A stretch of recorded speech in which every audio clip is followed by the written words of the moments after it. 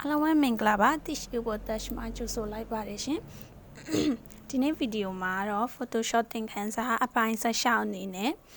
basic tool တွေကတစ်ခုဖြစ်တဲ့ type 2အကြောင်းကိုပြောပြပြီးတော့မှာပဲဖြစ်ပါတယ်အဲ့တော့ type 2ပဲနားလေးမှာရှိလဲပေါ့နော် type 2ဆိုတဲ့အတိုင်းစာရီရိုက်တာစာရီရိုက်ဖို့အတွက်ဆိုလို့ရှိရင် type ဆိုတဲ့ T ပုံစံ2လေးကိုရှာလိုက်ပါဆိုရင်ဒီနားလေးမှာ T ပုံစံလေးရှိလိမ့်မယ်သူ့ကို type 2လို့ခေါ်ပါတယ်အဲ့တော့ကိုစာရေးရိုက်ရှင်နေဆိုလို့ရှိရင်ဒီ type 2လေးကိုလာနှိပ်ပြီးတော့ရိုက်လို့ရပါတယ်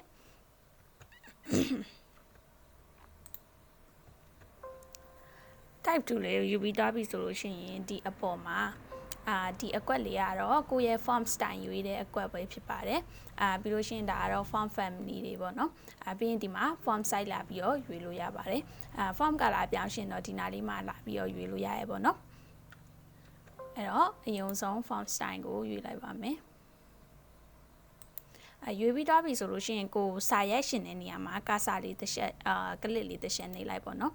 ဒါဆိုလို့ရှိရင်သူကဒီလို box လေးနဲ့ပေါ်လာပါလိမ့်မယ်အဲ့မှာကိုရိုက်ရှင်တာလေးကိုလာပြီးတော့ရိုက်ထည့်လိုက်ရင်ရပါတယ်ရိုက်ပြီးသွားပြီဆိုလို့ရှိရင်ဒီမှာအမှန်ချစ်လေးကိုနှိပ်လိုက်ပါနှိပ်ပြီးသွားပြီဆိုဒီမှာစာကအကုန်လုံးမပေါ်နေဘူးပေါ့နော်အဲ့ဆိုရင် move tool လေးကိုယူလိုက်ပါယူပြီးသွားရင်ဆိုရင်ဒီကောင်လေးကိုဖိပြီးတော့ကိုပေါ်ရှင်တဲ့နေရာမှာလာပြီးတော့ဆွဲလိုက်လို့ရပါတယ်ပြီးလို့ရှိရင်သူရဲ့ form ဒါမှမဟုတ်form color ဒါမှမဟုတ် form size form style ပြင်ရှင်နေဆိုလို့ရှိရင် type 2လေးကိုပဲပြန်ယူလိုက်ပါယူပြီးသွားပြီဆိုလို့ရှိရင်ဒီမှာကိုကအရာပြင်ရှင်နေဆိုရင်ကိုပြင်ရှင်တဲ့အရာကိုလာပြီးတော့ရွေးလိုက်ရပါတယ်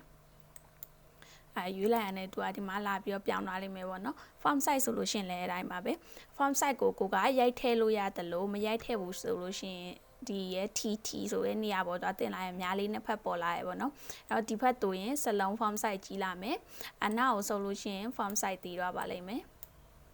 form size တည်တော့ပါလိမ့်မယ်အဲ့တော့ဒါကဒီရဲ့စာကြောင်းတစ်ကြောင်းနဲ့အနေနဲ့ရိုက်တာပေါ့နော်အကယ်၍ကိုကစာပိုက်လိုရှင်နေဆိုရင်တော့click and drag လုပ်လိုက်ပါကိုလိုရှင်တဲ့အနေအထားအတိုင်းဖိပြီးတော့ဆွဲလာလိုက်ပါဒါဆိုလို့ရှိရင်စာပိုက်အနေအထားလေးပေါ်လာလိမ့်မယ်ပေါ့နော်ဒီလိုမျိုးစာပိုက်အနေအထားလေးပေါ်လာပါလိမ့်မယ်ပြီးတော့အမှန်ရှုပေးလိုက်ပါအဲ့တော့ကိုက form အနေနဲ့ပတ်သက်ပြီးပြင်ရှင်နေဆိုလို့ရှိရင်ဒီရဲ့ window ထဲကနေ window ပြီးရင် character ဆိုပြီးတော့ရှိပါတယ် character ဆိုတာလေးကိုလာပြီးတော့အမှန်ရှစ်ပြီးတော့ဖွင့်ထားပေးပါအဲ့တော့ဒီမှာဆိုလို့ရှိရင် character box လေးပွင့်လာလိမ့်မယ်ပေါ့နော်သူကိုအမှန်ရှစ်လိုက်ပြီဆိုလို့ရှိရင်အဲ့ထဲကနေဒီမှာရှိတာကတော့ form size ပေါ့နော်ဒါကတော့ form size ကိုခုနအပေါ်မှာလာပြီးတော့ရွေးလဲရတယ်ဒါမှမဟုတ်ကိုတက်ဒီကနေပြန်လာပြီးတော့လုပ်လဲရတယ်ဒါကတော့ form style မှာဒီနေရာလေးကိုဒါကို leading လို့ခေါ်ရပေါ့နော်သူကကြတော့အလွယ်ပြောရမယ်ဆိုလို့ရှိရင် line spacing စာကြောင်းနှစ်ကြောင်းကြားကအကွာအဝေးကို leading လို့ခေါ်ရပေါ့နော်အဲ့တော့ဥပမာဒီစာကြောင်းတွေကိုကျဲရှင်နေပေါ့ကျဲရှင်နေဆိုရင်ဒီကောင်လေးကိုလာပြီးတော့တိုးပေးလိုက်ပြီဆိုလို့ရှင်ဒီရဲ့စာကြောင်းတွေကကျဲသွားပါလိမ့်မယ်ဆိုရင်ဒီမှာစာကြောင်းတွေကျဲသွားပြီဒီစာကြောင်းတွေကိုဒီရဲ့နံပါတ်တွေကိုရိုက်ထည့်လဲရတယ်လို့ဒီပုံမှာထောက်ပြီးတော့အရှိများလေးကိုအရှိတူနောက်ဆုံးနဲ့လာပြီးတော့အကွာဝေးညှိလဲရပါတယ်ဒီမှာနည်းနည်းလေးပဲထားရှင်းနေဆိုလို့ရှင်15လောက်ထားကြည့်လိုက်မယ်ပေါ့နော်15လောက်ထားလိုက်လို့ရှင်သူကစာကြောင်းတွေကအရင်ထပ်သွားတယ်အဲ့တော့ဒီမှာဆိုလို့ရှင်သူ auto ပေးထားရပေါ့နော်သူ auto အတိုင်းလာပြီးတော့ထားလိုက်ရင်လည်းရပါတယ်အဲ့ဒါပြီးသွားလို့ရှင်ဒီကောင်လေးဒီကောင်လေးဆိုတော့ကာနီလို့ခေါ်ပါတယ်သူကကြတော့စလုံးနှလုံးကြားကအကွာအဝေးအစိတ်အကျဲပေါ့နော်သူကဘယ်လိုမျိုးလဲဆိုလို့ရှိရင်ဒီမှာဆိုလို့ရှိရင်ကာစာရှာထားမယ်ဆိုလို့ရှိရင်ဒီကောင်နှစ်ခုကြားကစလုံးအကွာအဝေးကိုပြောရှင်းတာပဲဖြစ်ပါတယ်ပုံမှန်အားဖြင့်ဒီစလုံးတွေအကုန်လုံးအကွာဝေးရှဲရှင်နေဆိုလို့ရှိရင်ဒီနားလေးကtracking ကနေလာပြီးတော့ရွှေ့လေးရှိရပေါ့နော် tracking ဆိုလို့ရှိရင်တော့သူကစလုံးတွေအကွာအဝေးအကုန်လုံးပြောင်းသွားပါလိမ့်မယ်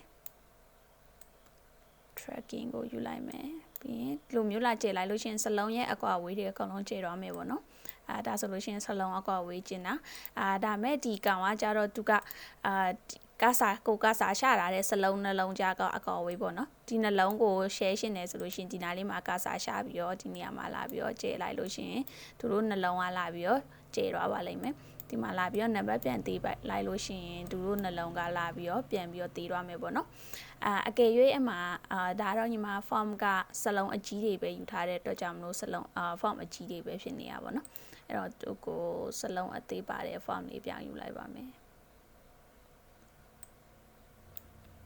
ကိုက font style ပြောင်းတဲ့အချိန်မှာသူ select လုပ်ပြီးလာပြောင်းမလဲရတယ်လို့ခုနလိုမျိုးပဲရိုးရိုးအတိုင်းပဲပြောင်းပြီးတော့တူလာနေလိုက်ရရတယ်ပေါ့နော်ဒါဆိုလို့ရှိရင်တော့စလုံးအသေးလည်းပါတယ်အဲ့တော့ဒီရဲ့စလုံးအသေးတွေကနေပြီးတော့တခါတည်းအကြီးတွေပြောင်းခြင်းနဲ့ဆိုလို့ရှိရင်ဒီမှာ TT ဆိုတာလေးရှိရပေါ့နော်တူနေလိုက်လို့ရှိရင်စလုံးအကြီးတွေအကုန်လုံးပြောင်းသွားပါလိမ့်မယ် TT ဆိုနှိပ်ထားတာလေးပြန်ဖြုတ်လိုက်တယ်ဆိုလို့ရှိရင်စလုံးအသေးတွေဖြစ်သွားလိမ့်မယ်ပေါ့နော်ပြီးတော့လို့ရှိရင်ဒီမှာa square တို့ b square တို့ရေးရှင်းလို့ရှိရင်ဒီကောင်လေးကိုသုံးလို့ရပါတယ်ပြီးတော့လို့ရှိရင် h2o လိုမျိုးနှစ်ကအောက်မှာရှိတာလိုမျိုးရေးရှင်းဒီရဲ့ subscript လေးကိုသုံးလို့ရရပေါ့နော်စောင်းစောင်းလေးလို့ရှိရင်ဒီမှာဒီရဲ့ item လေးကိုလာပြီးတော့သုံးလို့ရတယ်ဒါကတော့ဘိုးတင်တာပဲဖြစ်ပါတယ်ဟိုဒါဆိုလို့ရှိရင်နည်းနည်းထူထူလေးဖြစ်သွားပါလိမ့်မယ်ဒီနေ့ဒီဗီဒီယိုမှာတော့ဒီလောက်ပါပဲရှင်ဒီလောက်ဆိုလို့ရှိရင် type 2နဲ့ပတ်သက်ပြီးတော့ကောင်းကောင်းမွန်မွန်အသုံးပြုတတ်သွားမယ်လို့ထင်ပါတယ်ကြည့်ရှုပေးတဲ့အတွက်အားလုံးကျေးဇူးများတင်ပါတယ်